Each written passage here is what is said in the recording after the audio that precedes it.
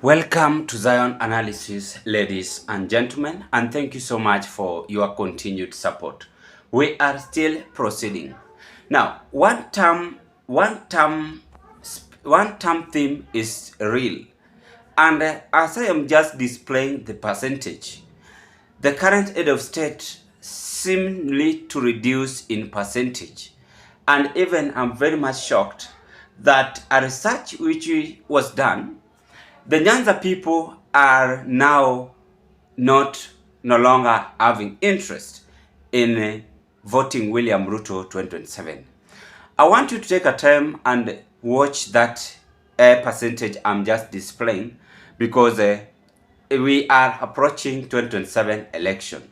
But the fact remains, why is this percentage now taking William Ruto home? That is a very big question. And I'm very much shocked. Even the diaspora people, 90% of them are no longer participating in UDA administration. Now, we want us to dig deep into our today's political analysis. Why Ruto's percentage have declined. That some region is getting even 1%. Not because that Kenyans hate him. Not because that Kenyans don't love him. Each and every human being love one another. But there is much hatred. The moment you've started to show your good behavior or character, that is the moment you will no longer be respected. As much as Kenyans will laugh, or you will have someone will laugh with you, but he or she has that position he has put you into. Now, the percentage I'm just displaying on our screen,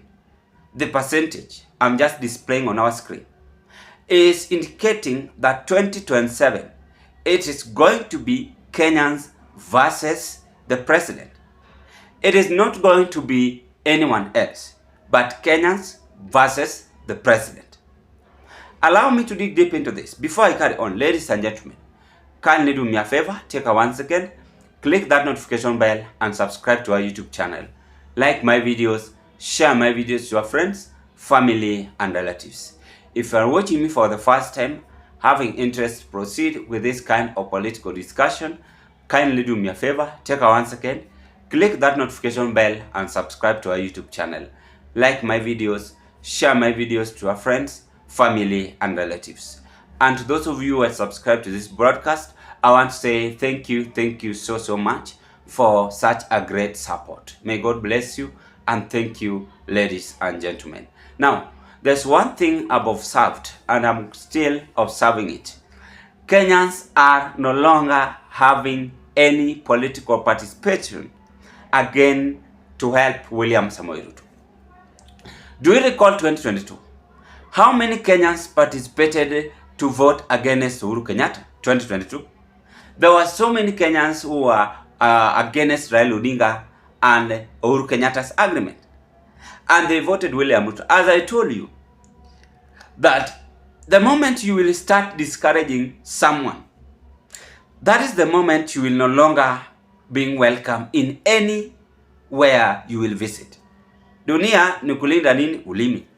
Dunia ni kuona vile unaishi na watu, which is very much essential and very much important. So, you cannot, it is difficult to help William Ruto. Even us as a political researcher, we have done so many things and so many political analysts. The most important thing which Ruto was supposed to do is to listen to the voices. And that is what he refused to do. So the percentage is really thwarting him and taking him home 2027. Even coastal people are saying no. If you go to Kisumu, they are now saying no, because the death of Albert Ojwang has reduced the percentage which they had. He have tried even to put a holiday in Lake region to convince the local community, which is now not possible. The percentage is reducing and is no longer needed there. He has even tried to put Raila Odinga closer to him. The percentage is not rising up, but the percentage have gone down. When we talk about diaspora are now saying no. Diaspora are those Kenyans living in United States of America, China, Germany, and all over the world. They are saying no, they will never participate on helping William Ruto 2027.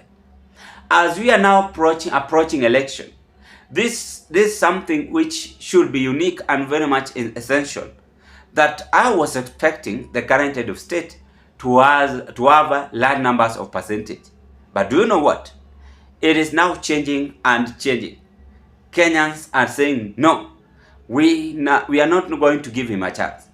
So as I told you last year, that the only hope William Ruto is remaining with, I am telling him as my friend, is to rig election 2027. That is the only hope he's remaining with.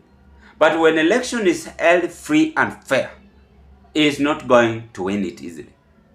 Ni kama mimi niende ku campaign, Kenyans or so many people will vote me out or in to show that they love me or they hate me. So that is what Ruto is passing through. The percentage of the research was done, and the percentages are here with us. You have watched it, and that is the reality. Even Rift Valley, I saw it. I saw Rift Valley people giving him 34%, and there are so many people who are saying 54%. They are saying they will not vote for William Ruto. What a shame is he now receiving as a head of state. There are some part of this country, even Central Kenya. In fact, Central Kenya put 100%. Sure bet. Aya, there are some part ukienda Ukambani 100%. Aya, ukienda Lake region pia they might even have 80%. So the only place William Ruto will rescue himself is Sugoi or IBC. That is the fact, because he has not portrayed some characteristic which should be evolved in leadership. When we talk about good characteristic in leadership, which I keep on saying here or talking about here, we must now speak about good character. Having a compassionate heart and understanding and listening. Understanding and listening is very much important or essential to Kenyans at this moment. The people whom Ruto are ruling are no longer youth during Kibaki's time. That is something which you must understand. They are not youth during Moi's time. They are not youth, they are not the same people during Kenyatta's time. The current generation are well exposed, and they are difficult to be convinced. And that is the challenge William Ruto will face up to the ballot. To make it worse, he has even discouraged them. And these people are really planning to ensure that the current head of state no longer given any chance as a second-term president 2027. That is the evidence proving that President William Ruto is a one-term head of state, and the only hope is remaining with is to rig election 2027. But even if Kenyans will vote in large numbers, I am seeing they are going to vote in large numbers, and it might be even defeated to rig this election.